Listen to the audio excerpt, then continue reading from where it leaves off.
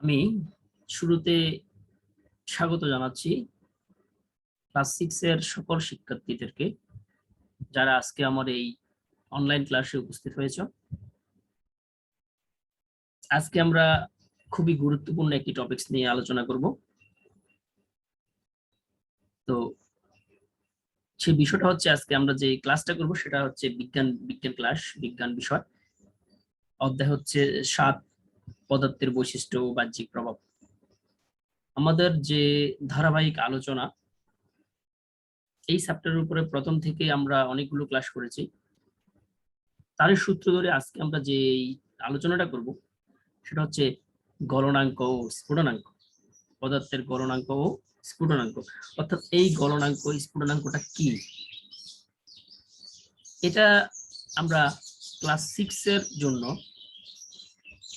নতুন এবং গুরুত্বপূর্ণ।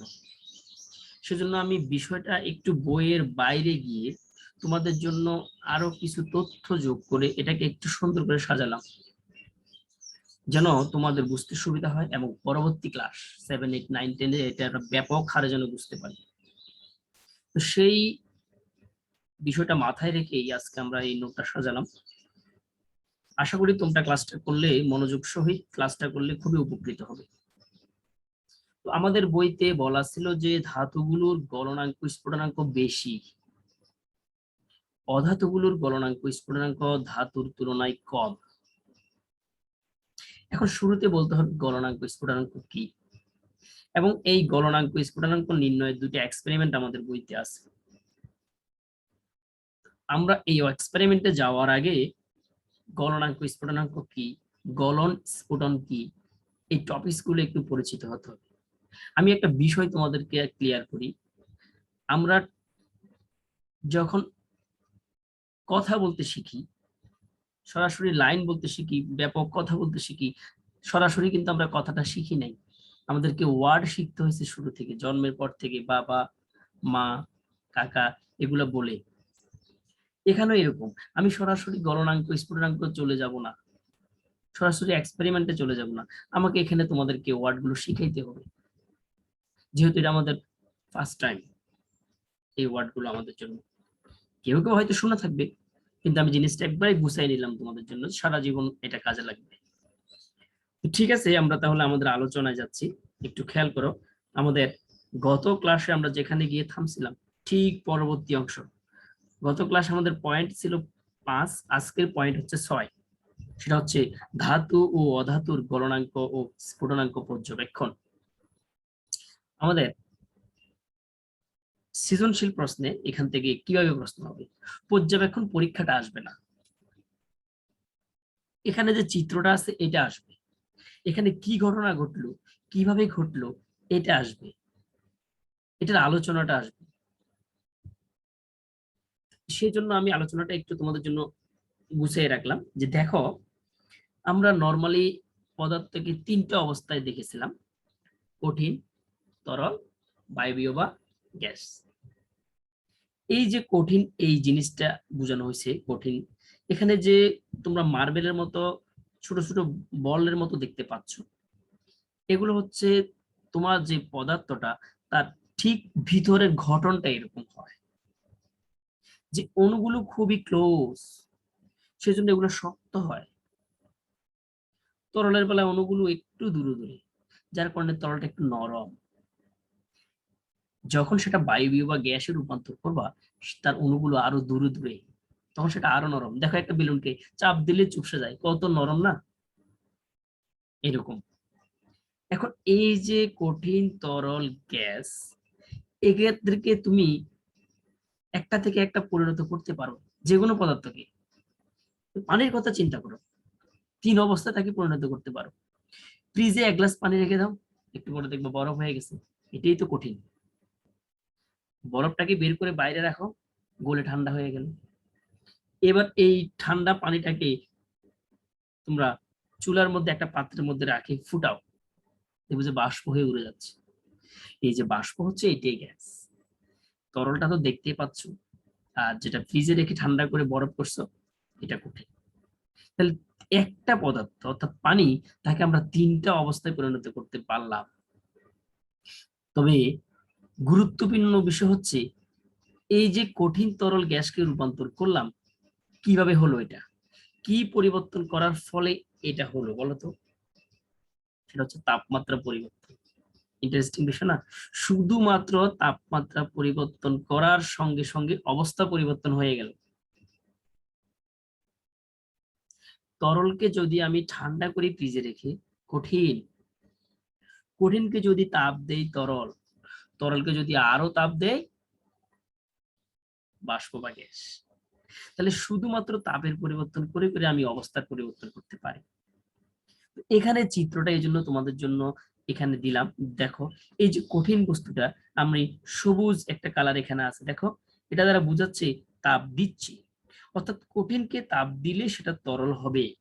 যেটা বললাম, বরফকে তাপ দিলে তরল পানি হবে। এই তরলটাকে আরো তাপ, এই যে আরো তাপ লেখা আছে সুন্দর করে, আরো তাপ দিলে সেটা গ্যাস হয়ে যাবে, অর্থাৎ বাষ্প হয়ে যাবে। তাহলে কঠিনকে তাপ দিলে তরল, তরলকে তাপ দিলে গ্যাস।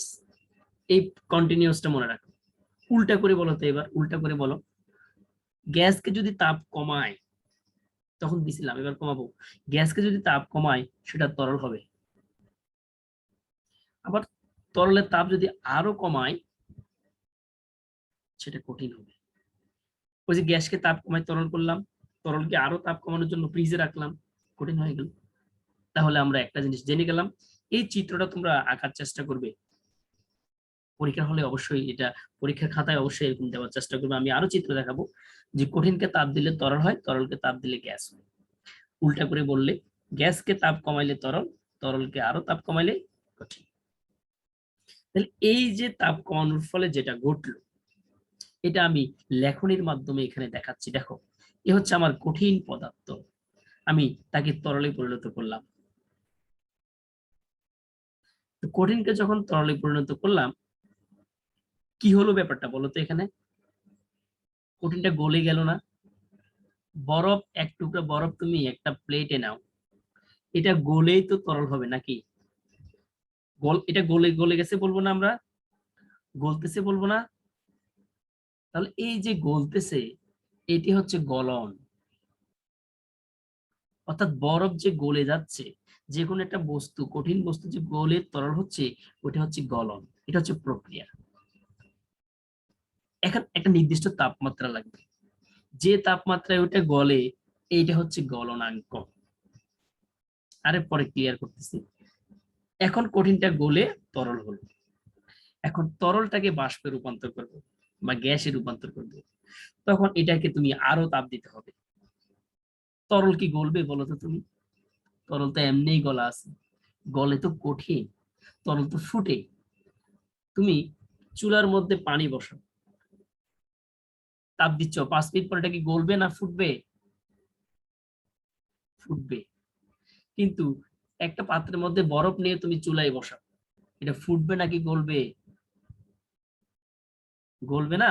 তাহলে আমাদের এই যে বিষয়গুলো, এগুলো নর্মাল সেন্সেই কাজ করে, যে একটা কঠিন বস্তু সেটা গলে, এজন্য কঠিনের গলনাঙ্ক, কঠিনের গলন।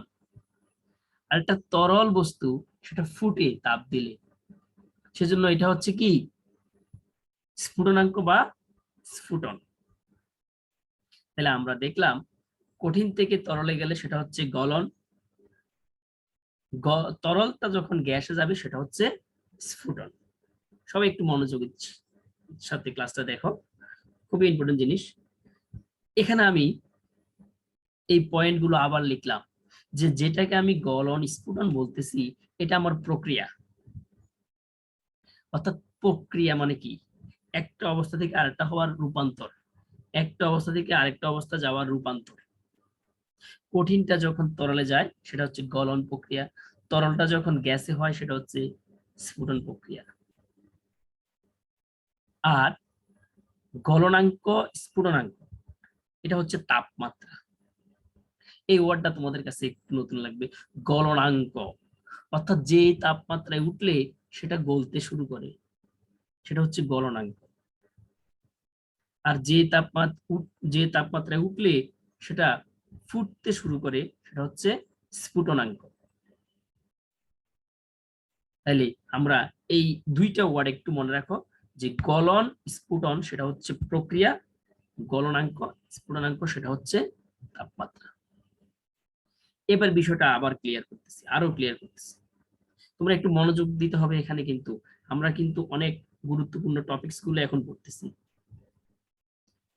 এবার দেখো, গলন ও স্ফুটনের মধ্যে আমি তোমাদেরকে কয়েকটা এই সংজ্ঞাগত একটা পার্থক্য দেখাচ্ছি। যখন এটা এই যেটা বললাম এটাই এখন আবার একটু দেখাচ্ছি। দেখো দেখো একটু, এখানে বলা আছে যে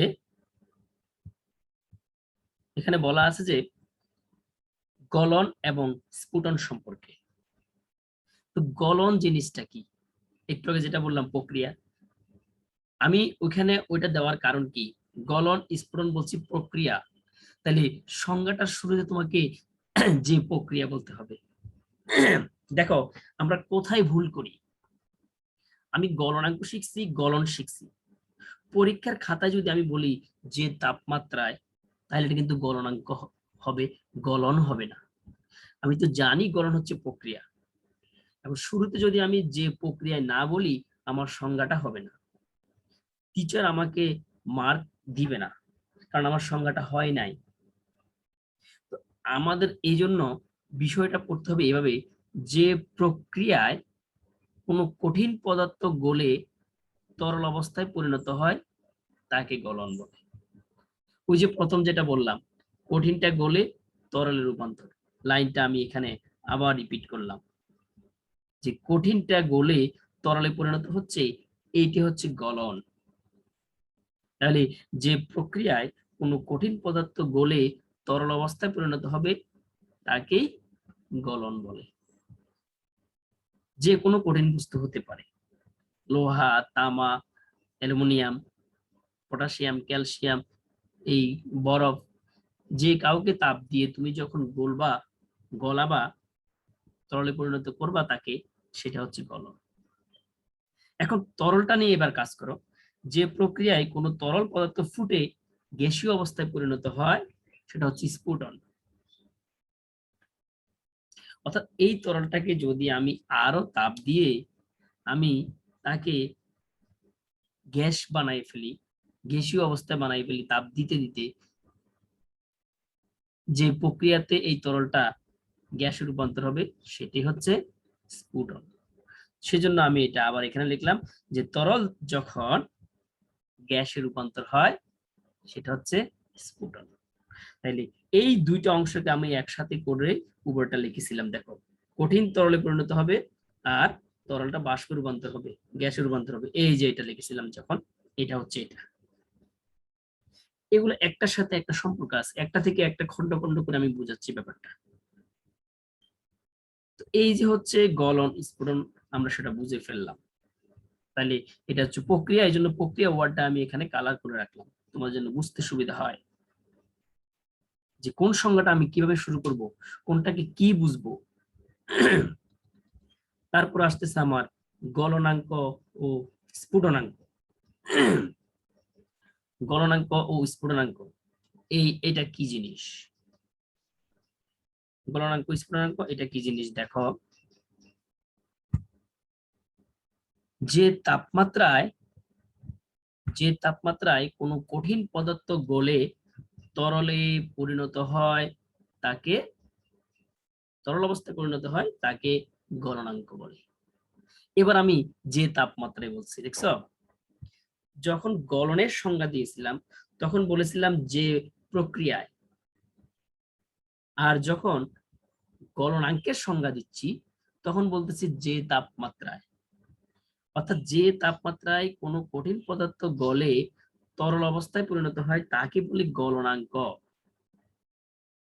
আর যে তাপমাত্রায় কোনো তরল পদার্থ ফুটে, যে তাপমাত্রায় কোনো তরল পদার্থ ফুটে বাষ্প পরিণত হবে সেটা হচ্ছে স্ফুটনাঙ্ক। তাহলে এটা ফুটবে আর ওটা হচ্ছে গলবে। তাহলে চিন্তা করে দেখো, আমরা গলন প্রক্রিয়া, স্ফুটন প্রক্রিয়া। তাহলে গলনাঙ্ক এবং স্ফুটনাঙ্ক নামটা একটু জটিল লাগে না, কঠিন লাগে না, কিন্তু ইংলিশের নামটা খুবই সোজা। গলনাঙ্ক হচ্ছে melting point. Melting point, melt অর্থ হচ্ছে গলা, মেল্ট। এখন এটা কিভাবে আমরা হিসাব করি দেখো, তুমি একটা থার্মোমিটার নাও। থার্মোমিটার আমরা চিনি, সেটা তাপমাত্রা পরিমাপ করতে কাজে লাগে। একটা থার্মোমিটার ধরে রাখো, এটা দিয়ে তুমি তাপমাত্রা গণো, তাপমাত্রা কত উঠতেছে। আমি আমি মোমকে, আমি একটা কঠিন মোম নিলাম, শক্ত মোম, সেটা তাপমাত্রা বাড়াচ্ছি, 1 ডিগ্রি 2 ডিগ্রি 3 ডিগ্রি করে বাড়তেছে, বাড়তেছে বাড়তেছে বাড়তেছে, যখন 57 ডিগ্রি উঠছে ঠিক তখনই মোম গলতেছে, এর আগে মোম গলে নাই। তাহলে এই 57 ডিগ্রি সেলসিয়াস তাপমাত্রাটা হচ্ছে মেল্টিং পয়েন্ট। অর্থাৎ যে তাপমাত্রায় উঠে, যে পয়েন্টে উঠে মোমটা গলা শুরু হলো, ওইটাই তার গলনাঙ্ক। ইংলিশে বুঝতে সোজা, এটা মেল্টিং পয়েন্ট। আমরা তো স্কেল দেখছি না, এই যে আমাদের স্কেল দেখো, স্কেলের মধ্যে দাগ কাটা থাকে, স্কেলের মধ্যে দাগ কাটা থাকে 1 ইঞ্চি 2 ইঞ্চি 3 ইঞ্চি 4 ইঞ্চি এরকম। থার্মোমিটারও দাগ কাটা থাকে। ল্যাবরেটরিতে যে থার্মোমিটার এটা এরকম লম্বা, আমাদের ক্লিনিক্যাল যেটা ডাক্তারি ওইরকম না, ওইটার মধ্যে দাগ কাটা থাকে 1 degree 2 degree 3 degree 4 degree 5 degree দাগ কাটা থাকবে অনেক, ইয়ে করে 100-র উপরে। এখন আমি যখন তাপমাত্রা বাড়াচ্ছি, হ্যাঁ, তখন আমার এই থার্মোমিটারের তাপমাত্রাটা রেকর্ড হচ্ছে। যখন দেখলাম মোমের তাপমাত্রা 57 ডিগ্রি সেলসিয়াস উঠে গেছে, তখনই মোমটা গলবে। অর্থাৎ এইটা হচ্ছে মোমের গলন বিন্দু, মেল্টিং পয়েন্ট, গলন বিন্দু। এটাকে স্ট্যান্ডার্ড বাংলা বলা হয় গলনাঙ্ক। এই জন্য বলা হয় 57 ডিগ্রি সেলসিয়াস তাপমাত্রা মোম গলে, এটি মোমের গলনাঙ্ক। তারপর হচ্ছে বয়লিং পয়েন্ট, এটা হচ্ছে স্ফুটনাঙ্ক। বয়লিং পয়েন্ট অর্থাৎ যে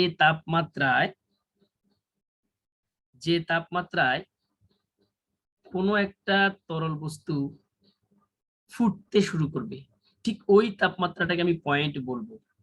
বয়েলে পরিণত হওয়া, ফুটা, সেটা হচ্ছে মেল্টিং পয়েন্ট। এখন আমি একটা তরল নাও, পানি নাও তুমি, শুরুতে পানির তাপমাত্রা কম থাকলো, তুমি চুলার মধ্যে বসায়া হিট করো, আগুন দাও, এটা তাপমাত্রা 20 30 40 50 60 70 বাড়তেছে। যখনই 100 ডিগ্রি সেলসিয়াস তাপমাত্রা সেটা পৌঁছাইলো, যখনই 100 ডিগ্রি সেলসিয়াস তাপমাত্রা সেটা পৌঁছাইলো, তখনই কিন্তু সেটা কি ফুটতে শুরু করবে। তাহলে ওই পয়েন্টটাকে আমি বলবো বয়লিং পয়েন্ট, অর্থাৎ ফুটন বিন্দু, এটাকে বলা হয় স্ফুটনাঙ্ক। আমি আশা করি বিষয়টা বুঝাতে পারছি। তাহলে যে তাপমাত্রায় কোনো কঠিন পদার্থ গলে তরল অবস্থায় পরিণত হয় তাকে গলনাঙ্ক, যে তাপমাত্রায় কোনো তরল পদার্থ ফুটে গ্যাসীয় অবস্থা পরিণত হয় তাকে স্ফুটনাঙ্ক বলে। আর গলন স্ফুটন বললে তখন বলবো যে প্রক্রিয়ায়। এখন দেখো, এই কঠিন বস্তুটাকে আমি গলে তরলে পরিণত করাচ্ছি, যে তাপমাত্রা লাগবে সেটাই গলনাঙ্ক, এখানে গলনাঙ্ক ইউজ করছি। আবার এই যে তরল অবস্থাটা, সেটাকে আরো তাপ দিয়ে গ্যাসে রূপান্তর করলাম, যে তাপমাত্রাটা লাগবে সেটা স্ফুটনাঙ্ক। বোঝা গেছে না ব্যাপারটা? তো এবার তুমি একটা উদাহরণ দাও, যেমন মোমের গলনাঙ্ক 57 ডিগ্রি সেলসিয়াস, অর্থাৎ 57 ডিগ্রি সেলসিয়াস তাপমাত্রায় মোম গলে, কঠিন মোমটা। অর্থাৎ 57 ডিগ্রি সেলসিয়াস তাপমাত্রায় কঠিন মোম গলে তরল মোমে পরিণত হয়। এবার আসতেছে স্ফুটনাঙ্কের উদাহরণটা, যে পানির স্ফুটনাঙ্ক হচ্ছে 100 ডিগ্রি সেলসিয়াস, অর্থাৎ 100 ডিগ্রি সেলসিয়াস তাপমাত্রায় তরল পানিটা ফুটে বাষ্পে পরিণত হয়, গ্যাসীয় পানিতে পরিণত হয়। অর্থাৎ পানিকে যখন আমি চুলায় বসাবো তখন তাপমাত্রা কম থাকবে, 5 degree 6 degree 7 degree 8 degree 10 degree এরকম। কিন্তু যখন তাপমাত্রা বাড়তে থাকবে একেবারে 100 আগ পর্যন্ত কিন্তু এটা ফুটবে না, গরম হবে। যখন 100 ডিগ্রি হয়ে যাবে, পানির তাপমাত্রাটা ধরলেই হাত পুড়ে যাবে, তখনই সেটা ফুটা শুরু হবে। এটা কি বলে স্ফুটনাঙ্ক। তাহলে আমরা দুইটা জিনিস শিখে গেলাম, যে মোমের গলনাঙ্ক হচ্ছে 57 ডিগ্রি সেলসিয়াস, পানির স্ফুটনাঙ্ক হচ্ছে 100°C। আমাদের অবজেক্টিভ এগুলা লাগবে, ব্যাখ্যামূলক প্রশ্ন লাগবে, যেহেতু বইতে এগুলো আছে। আমি সবগুলা জানার দরকার নাই, আমাদের বইতে যেগুলো আছে আমরা আগে এগুলো জানি। এবার দেখো যে কঠিন মোম, আবার লিখলাম তরল মোমে পরিণত হলো, সেটা 57°C তাপমাত্রা লাগলো। এই যে এই লাইনটা আর এই লাইনটা একই, এখানে সরাসরি গলনাঙ্ক দিছি, স্পেসিফিক তাপমাত্রা ব্যবহার করি নাই, আমি কোন পদার্থ সেটাও ব্যবহার করি নাই, এখানে সরাসরি বলে দিলাম এটা হচ্ছে মোম, সেটা তরল মোমে পরিণত হবে, তার জন্য 57° লাগবে। আর এটা হচ্ছে পানি, পানিটা ফুটে বাষ্প বা গ্যাসীয় পানিতে পরিণত হবে, তার জন্য 100°C লাগবে। তাহলে আমাদের গলন স্ফুটন হয়ে গেল, গলনাঙ্ক স্ফুটনাঙ্ক সেটাও হয়ে গেল। এটা আশা করি তোমাদের ক্লিয়ার হলো বিষয়টা। তো এবার তুমি আর দুইটা লাইন দেখো, এখানে কি লিখলাম, যে ভিন্ন ভিন্ন পদার্থের গলনাঙ্ক ভিন্ন ভিন্ন, অর্থাৎ সব পদার্থ একই তাপমাত্রায় গলবে না। মোম যে তাপমাত্রায় গলবে, লোহাও কি একই তাপমাত্রায় গলবে? বরফ কি একই তাপমাত্রায় গলবে? অ্যালুমিনিয়াম কি একই তাপমাত্রায় গলবে? গলবে না, এক একটার জন্য এক এক তাপমাত্রা লাগবে। মোমের গলনাঙ্ক খুবই কম, 57°C তাপমাত্রায় গলে যায়, কিন্তু বরফ, এই লোহাকে, অ্যালুমিনিয়ামকে, ধাতুকে গলাইতে হলে অনেক তাপমাত্রা লাগবে, 3-4 হাজার এরকম সেলসিয়াস তাপমাত্রা লাগবে, অনেক বেশি। বুঝতে পারতেছ সেটা কঠিন বস্তু বলে। সেজন্য বললাম ভিন্ন ভিন্ন পদার্থের গলনাঙ্ক গুলো ভিন্ন ভিন্ন, একই রকম হবে না। আবার ভিন্ন ভিন্ন পদার্থের স্ফুটনাঙ্কও ভিন্ন ভিন্ন হয়। যেমন তরলের মধ্যে বিভিন্ন রকম তরল নাও, দেখো যে তাপ দেওয়া সবগুলোর মধ্যে দেখবে যে এক একটা এক এক তাপমাত্রায় ফুটতেছে। এই এক্সপেরিমেন্টটা তুমি করতে পারো, 3-4টা কঠিন বস্তু নাও, সবগুলাতে তাপ দাও, এক একটা এক এক তাপমাত্রায় ফুটতেছে, কেউ 100°C ফুটে, কেউ 57 ফুটে, কেউ 1000 ফুটতেছে, কেউ 500 ফুটতেছে। তাহলে প্রত্যেকের গলনাঙ্ক আলাদা আলাদা।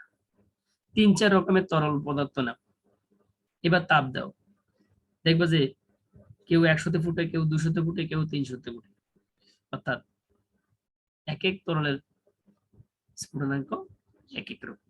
সেজন্য লাইনটা হলো এরকম, যে ভিন্ন ভিন্ন পদার্থগুলোর গলনাঙ্ক ভিন্ন ভিন্ন, ভিন্ন ভিন্ন পদার্থগুলোর স্ফুটনাঙ্ক ভিন্ন ভিন্ন। আবার একই পদার্থের গলনাঙ্ক স্ফুটনাঙ্ক কিন্তু একই রকম হয় না, একই পদার্থের গলনাঙ্ক স্ফুটনাঙ্ক ভিন্ন হয়। যেমন পানি, যখন বরফ থাকে তার তাপমাত্রা থাকে 0-র নিচে, মাইনাস, এখন বরফটা গলবে 0°C তাপমাত্রায়, সেজন্য বরফের গলনাঙ্ক বলা হয় 0°C। এই 0°C বরফটা গলে পানি হয়ে যাবে।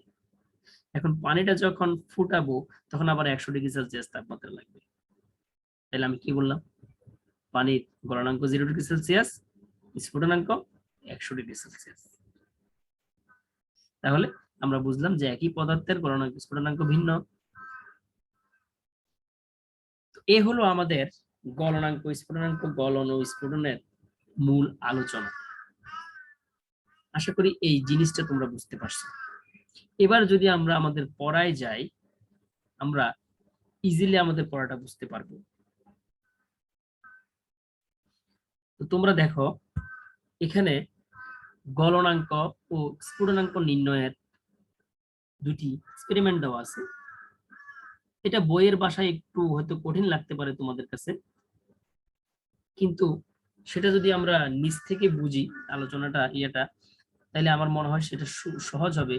সেটা হচ্ছে এরকম, এই একটা পাত্র, এই একটা পাত্র, শুরুতে হচ্ছে কঠিন পদার্থের গলনাঙ্ক নির্ণয়। এই একটা পাত্র, এটার ভিতরে মোম রাখা আছে, মোম, কঠিন মোম, শক্ত মোম যেটা, এটা হচ্ছে কঠিন পদার্থ। এখন এটা কত ডিগ্রি সেলসিয়াস তাপমাত্রায় ফুটবে সেটা আমরা বের করব। দেখো তুমি এই মোমটা একটা টেস্ট টিউবের মধ্যে রাখা আছে, এটা আবার একটা পানির পাত্রের মধ্যে রাখা আছে, এটার মধ্যে একটা থার্মোমিটার রাখা আছে, এই থার্মোমিটার, এটাকে বলা হয় টেস্ট টিউব। এটাকে বলা হয় বিকার, যে বড় পাত্রটা আছে বালতির মতো, এটা বিকার। এটা হচ্ছে স্ট্যান্ড, স্ট্যান্ডের মধ্যে এগুলো লাগানো আছে থার্মোমিটার এবং টেস্ট টিউবটা। এটা হচ্ছে ত্রিপদী স্ট্যান্ড, অর্থাৎ 3 পাদি, আমরা যে ভাতের মারগালি যেরকম, এই স্ট্যান্ডের মধ্যে এটাকে বসানো হলো। এটা হচ্ছে ল্যাম্প, বাতি। এই বাতি দিয়ে নিচে আগুন দেওয়া হচ্ছে, তাপমাত্রা বাড়তেছে, কত তাপমাত্রা বাড়লো পানির সেটা থার্মোমিটারে রেকর্ড হচ্ছে। এখন এই 10 degree, 20 degree, 30 degree, 40 degree, 50 degree বাড়লো। যখন দেখলাম 57 ডিগ্রি হলো, তখনই এই মোমটা গলা শুরু করলো। যখনই 57 উঠলো তখনই মোমটা গলা শুরু করলো। আমি বুঝে নিলাম মোমের গলনাঙ্ক 57 ডিগ্রি সেলসিয়াস। এটা হচ্ছে এই এক্সপেরিমেন্টের বিষয়টা। তাহলে আমাদের এখানে কি লাগলো? একটি বিকার লাগলো, মোম লাগলো, থার্মোমিটার লাগলো, টেস্ট টিউব লাগলো, স্পিরিট ল্যাম্প লাগলো, আর ত্রিপদী স্ট্যান্ড লাগলো। এখানে আরেকটা স্ট্যান্ড লাগলো লম্বা। সুন্দর মতো করে এভাবে সাজাতে হবে। তারপরে এখানে তাপ দেওয়ার পরে যত ডিগ্রি সেলসিয়াস তাপমাত্রা উঠলে সেটা ফুটবে, গলবে, সেটাই তার গলনাঙ্ক। তাহলে আমরা গলনাঙ্ক বের করে ফেলতে পারলাম যে যখনই দেখলাম যে হিট করতে করতে পানির গরমটা 57 ডিগ্রি সেলসিয়াস উঠলো, যেটা থার্মোমিটার আমরা লক্ষ্য করলাম, তখনই মোমটা গলতেছে, এর আগে গলা নাই। তার মানে মোমের গলনাঙ্ক 57 ডিগ্রি সেলসিয়াস। এটা গেল গলনাঙ্ক পরীক্ষা। তারপরে হচ্ছে স্ফুটনাঙ্ক পরীক্ষা। এবার পানির স্ফুটনাঙ্ক নির্ণয় করব কিভাবে? এই যে আগের মতো, শুধু এখানে মোমের অংশটা নাই, তা আমাদের এই যে একটা বিকার যার মধ্যে পানি আছে, এর মধ্যে একটা থার্মোমিটার স্ট্যান্ড, অবশ্যই স্ট্যান্ড দিয়ে লাগাইতে হবে, স্ট্যান্ডটা এখানে দেয় নাই, থার্মোমিটার তো এভাবে থাকবে না, যদি রাখা যায় তাহলে এভাবে রাখা যেতে পারে। তারপরে ত্রিপদী স্ট্যান্ডে রাখবা, আর এখানে হচ্ছে বাতিটা থাকবে। এখন পানির নরমাল তাপমাত্রা তো হতে পারে 15 বা 10, 20 এরকম। যখন আমি তাকে তাপ দিচ্ছি নিচ দিয়ে, এবার তাপমাত্রা বাড়া শুরু হলো। যখনই আমার থার্মোমিটারের তাপমাত্রা এই আমি বাড়তেছে, আমি লক্ষ্য করতেছি, বাড়তেছে, লক্ষ্য করতেছি, যখনই 100 ডিগ্রি সেলসিয়াস উঠলো, তখন দেখলাম পানিটা ফুটা শুরু হলো। তার মানে আমি বুঝে গেলাম পানি 100 ডিগ্রি সেলসিয়াস তাপমাত্রায় ফুটে, অর্থাৎ পানির স্ফুটনাঙ্ক 100 ডিগ্রি সেলসিয়াস। এই হচ্ছে এটা পরীক্ষাটা। এখন তুমি পানি না নিয়ে অন্য কোনো তরল নাও, দেখবা অন্য কোনো তাপমাত্রায় সেটা ফুটতেছে, তাহলে সেটাই তার স্ফুটনাঙ্ক। এখানেও সেম, আমরা কঠিন মোম না নিয়ে অন্য কোনো কঠিন বস্তু নেই, দেখবো সেটা কত তাপমাত্রায় গলে। যত তাপমাত্রায় গলে ওইটাই তার গলনাঙ্ক। তাপমাত্রা হিসেবে তো আমাদের থার্মোমিটারের দাগ দেখাই যাবে যে কত তাপমাত্রায় সেটা ফুটতেছে, গলতেছে। তাহলে যে তাপমাত্রায় সেটা গলবে ওইটাই ওই কঠিন পদার্থের গলনাঙ্ক, আর যে তাপমাত্রায় এসে এই তরলটা ফুটবে সেটাই ওই তরলের স্ফুটনাঙ্ক। তো এ হচ্ছে আমাদের আজকের ক্লাস। আশা করি তোমরা বিষয়টা বুঝতে পারছো। এরপরেও যদি কোনো প্রশ্ন থাকে তোমরা গ্রুপে সেটা আমাকে জানাইতে পারো, আর পরবর্তী ক্লাসও বলতে পারো, না বুঝলে আমরা বিষয়টা আবার আলোচনা করে দেব। তবে বিষয়টা অবশ্যই তোমরা বই থেকে পড়ে আরো একটু ক্লিয়ার হতে হবে, তাহলে তোমাদের বিষয়টা আরো ক্লিয়ার হবে। তো ঠিক আছে, আজকে আমরা এখানেই বিদায় নিচ্ছি। ধন্যবাদ সকলকে।